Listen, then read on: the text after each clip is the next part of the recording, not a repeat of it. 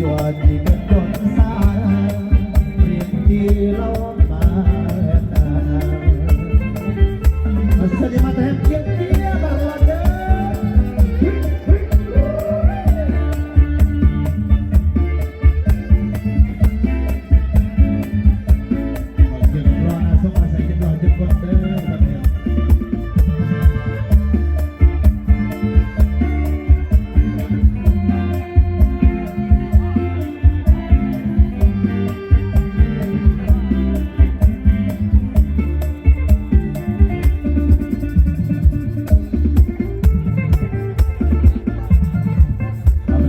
สองสอน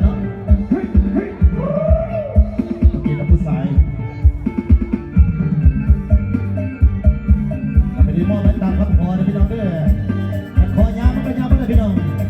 ผมเห็นต่อไปจะได้มอบให้ทั้งเอาวงเดียวเนี่ยตะมองเด้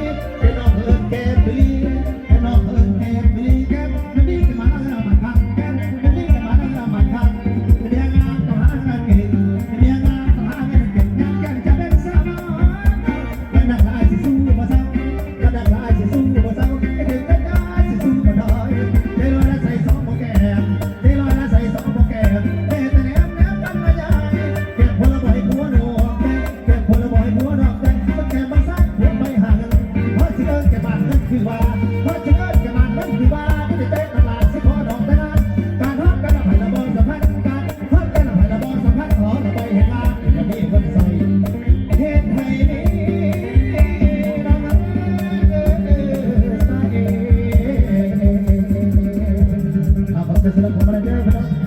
ยังไงบ้างให้